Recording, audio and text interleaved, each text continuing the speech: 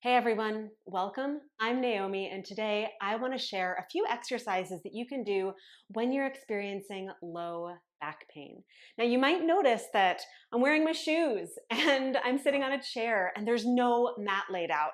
And that's because usually when you are in pain, you are not conveniently in yoga clothes. You're usually wearing the clothes that you always wear. And unless you're me and you literally live in yoga clothes because it's what you do, then probably you're going to be in jeans, maybe shoes.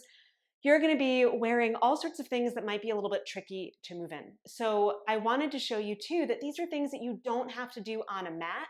These are things that you can do with a chair. You can do them in your bed. You can do a lot of what we're doing in pretty much any place in your house. So do make sure to grab a chair. You are going to want it.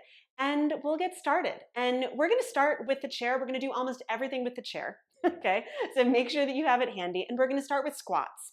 Now, I'm going to start showing you a couple of different ways that you can do squats because squats are really fantastic for not only creating more strength in your legs, but also creating more length through your back. So you can start by placing your hands at the top of your chair, okay, and you're tilted slightly so that your chest is moving in the direction of the chair.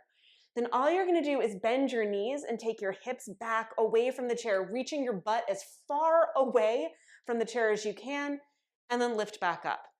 Okay, and just repeat that. And you want to dig down through your feet as you squat down and lift back up. Okay, squat down, your hips go way back and lift back up. Okay, now I want to be really clear about something. I am not putting a lot of weight on the chair right now because it could just slip on this slippery floor. Ideally, you would want it to be pushed up against something so that you can't push it away from you. Okay, and you're using the chair, if you're using it, just to help give you something to hold on to. You don't need the chair, so if you're someone who's more familiar with squats, right, you can do that without the chair. Right, squatting to take your hips back and down and up.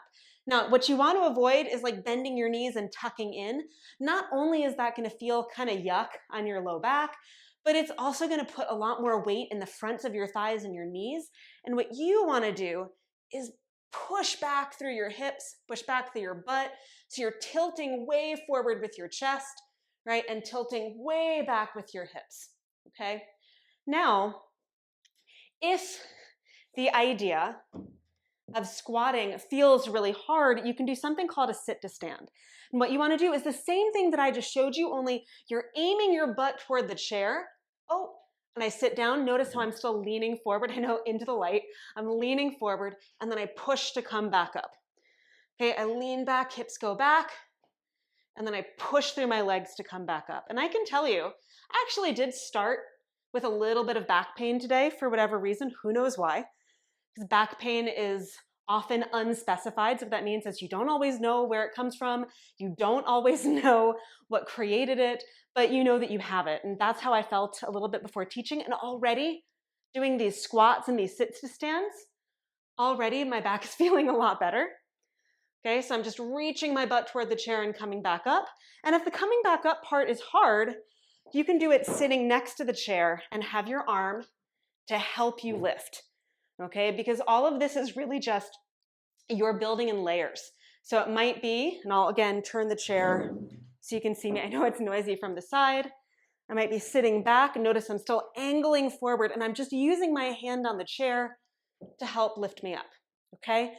So number one thing to start with are squats. And the reason that you want to start with squats is it creates a little bit of mobility through your hips.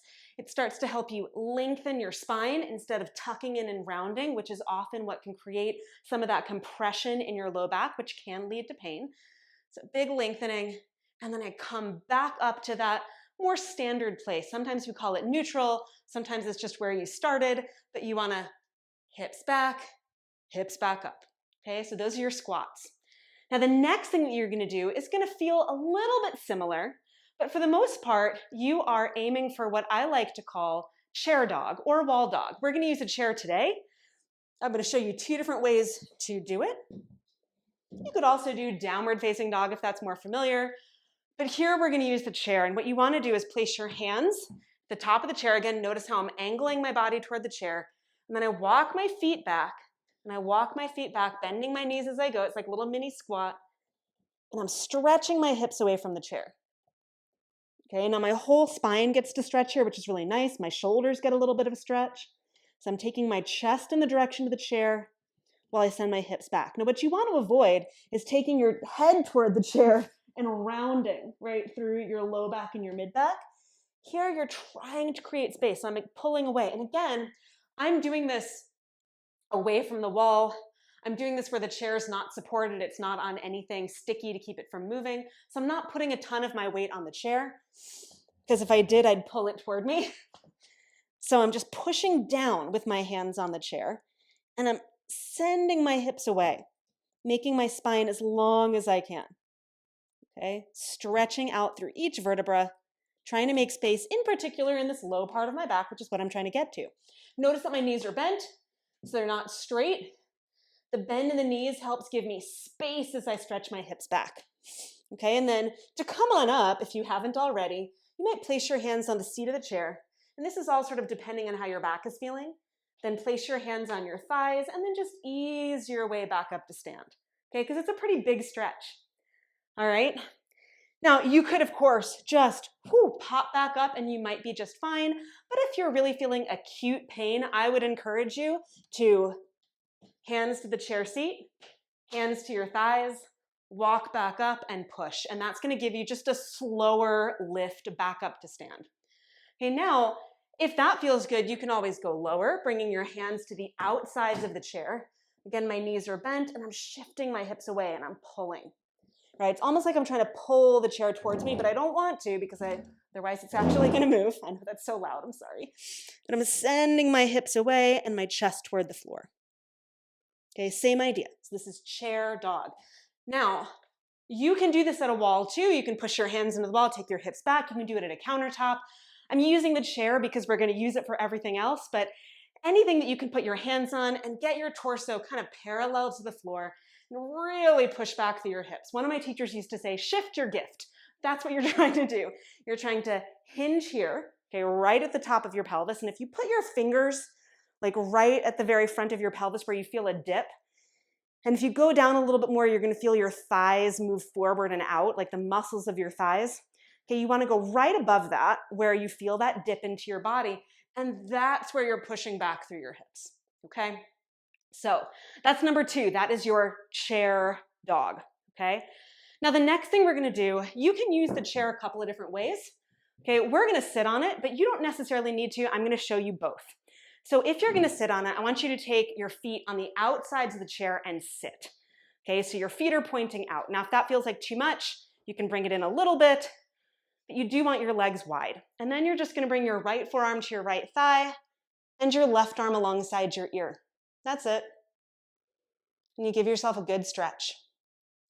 And again, if you're worried about, any low back tension, then as you do this, you can just bring your hand back to your left thigh, lift yourself back up, and then bring your left forearm to your left thigh and right arm alongside your ear. And again, you don't need to go as far over as possible. You're aiming for length, right? So when you're experiencing low back pain, and for the moment, just be here and I'll explain. So stretch, and then you can bring your right hand back to your right thigh and bring yourself back up. And when you're experiencing low back pain, usually what's happening is compression, right? So the vertebrae are kind of squishing closer toward one another, right? And the jelly donut stuff in the middle, in between your vertebrae, gets pushed forward or pushed back, right? And then you have vertebra close to vertebra, and that's what creates pain, usually, okay? Or it's not quite that dramatic, but it's that same kind of compression, that pulling in. And so what happens is like this feeling, right? This in itself isn't going to hurt you, but a lot of it is going to create a lot of tension, right? In the same way that if you only did this all the time, if you only arched through your spine, that would also create too much of one thing, right? So we're trying to create the opposite.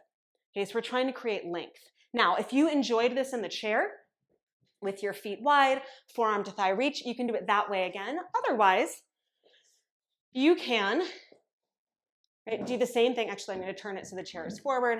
You can do the same thing, hands on the chair, bend your knees, squat down, right forearm to right thigh, left arm alongside your ear, and then hand to the chair to bring yourself back up. I'm going to turn so you can see what's going on. I'm squatting, left forearm to left thigh, right arm alongside my ear, And then I can bring my hand to my chair, both hands there, and push back up.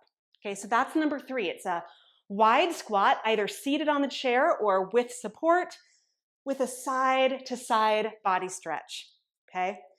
Now the next thing that you can do, you have the option to do it with the chair, or you have the option to do it on the ground or in a bed, which is really lovely.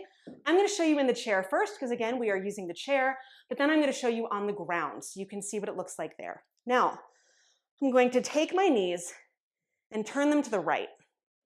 And then my left thigh just drops down, and I can let it hang, maybe even wobble it a little bit. Just give it a little wobble. Okay, and then I'm going to bring my left knee back up, right thigh down, and give it a little wobble. Okay, now this too, I'm going to do it again with the chair on both sides. You can bring your right knee back up, drop your left thigh down, and you could add a little side body stretch. You could take your left arm alongside your ear and just go for a little length. And then come on back up, drop your right thigh in, right arm alongside your ear, give yourself a little length. So what you're trying to do is get into just like the side of your low back here and the front of your thigh, okay, because they are connected.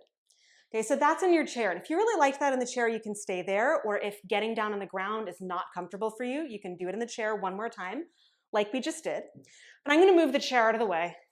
Ordinarily, I would lay down a blanket or something more comfortable, but I am going to forego that to make this quick. So on my back, and I'm going to point 2 different directions so you can see. Okay, my feet are wider than my hips, and I'm going to show from the front as well so you can see that here. But my feet are wider than my hips, okay? Wider than my hips. And then you can drop your knees over to the right and just let them fall. And what you should feel is length up through the left side of your back, much like when you were in the chair. Although here on the ground, it might feel a little bit more intense, right? Because your whole body is in the same plane because your pelvis is a little bit more fixed.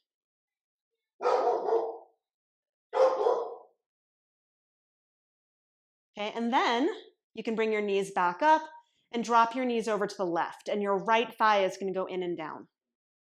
Okay, and I hope you can see, I can't really tell what's going on, so I can't see from where I am, so I'm gonna drop them here. This one's a little bit hard to demo and show on video. Okay, I'm not trying to get my right knee to the floor. I'm trying to root down through my thigh, and the right side of my low back will lift up, and that's what feels like really lovely about it, is that it's just giving me a lot more space and getting that stretch through the front of my thigh, which is really good, okay? So you can do that, and you can roll over and sit up. You can do that on a bed, right? You can do that like when you're lying in bed at night and you're going, oh, my back hurts.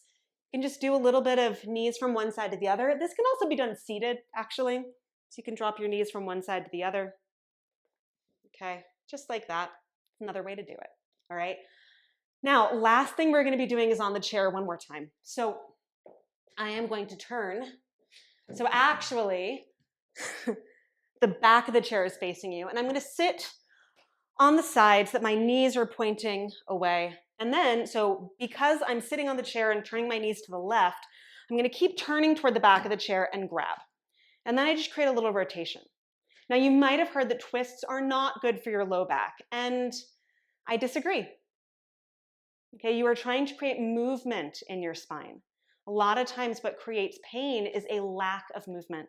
So we're trying to create movement. Now, if you still feel very uncomfortable doing this, you can make it a gentler twist and have your hand down at your thigh. And just breathe up and stretch, and just try to stretch across your chest. Okay? If you want more, you can use the back of the chair to pull your body across a bit. And again, this has a lot to do with how acute your pain is, how intense it is, and how the first 3 or 4 exercises made your back feel. Okay? Then you can come on back to center, and again, you want to ease back through. So if you're deep here, you don't just want to like, woo, whip right back. It's just a slow coming out. Rest with your hands on your thighs so you can feel that neutral place, see how it feels. And if the twist doesn't feel great, then you go back to something like the squats, you go back to chair dog, and you say, okay, it was good to try the twist, but that's not for me yet. Okay, and then we're gonna go to the other side. All right, so I'm gonna spin my knees around to the other side. Same thing, I might just go really small and simple, left hand to my right thigh. And I can use my right hand at the back of the chair just to try to twist across my chest. Okay, I can bring both hands to the back of the chair and create a little bit more movement across, which I find, sorry, I was looking down, which I find feels really lovely. But again, how deep you twist has to do very much with how acute your pain is. Okay, then to come out of it, you just slowly, slowly, slowly ease back and come on back to neutral. And then you can, like you did before, if you want to use the back of the chair to help push yourself up to stand, you can. I really encourage you to start using your legs more than trying to use your arms, because using your legs is sort of training your legs to do what they're supposed to do, right? To give you power to stand up. And if you want to do one more chair dog, absolutely do that right now, just to give yourself a little stretch so you can back it up and reach your hips away from the chair. This is the one along with squats that I always come back to when I'm feeling any low back discomfort, because once I bend my knees and I stretch my hips away from the back of the chair, my whole spine tends to feel better. And like before, I can ease my way back up, hands to thighs, and push up to stand. And that's it. Okay, those 5 exercises are the 5 that I tend to turn to when I am in the most low back discomfort or even pain. They're the ones that I turn to for clients when I'm working individually with people. It's what I refer people to do. Like you see, I did them in my shoes, right? Yes, I'm wearing leggings, but that is because I typically wear them and my jeans were dirty, so I went with this. But you can do everything that we did wearing whatever you typically wear. So know that these 5 exercises are ones that you can turn to even in the middle of the workday if you are at work. They're ones that you can turn to at night before you go to bed. You can do them when you first wake up in the morning if you're feeling stiff or tight in your low back. And while they won't necessarily put you in a place where you are going to completely clear all of your back pain forever, what they can do is offer some temporary movement so you can create more freedom in your back and relieve that immediate acute pain, so that you can then start working towards a place where you can maybe start working with weights, right? You can maybe start doing things that increase your capacity in your legs and in your hips and even in your spine, so that you can build strength there and relieve pain a little bit more permanently, okay? So I hope that was useful. Thank you so much for joining me and my chair today. And I look forward to seeing you on the mat again really soon. Until then, bye.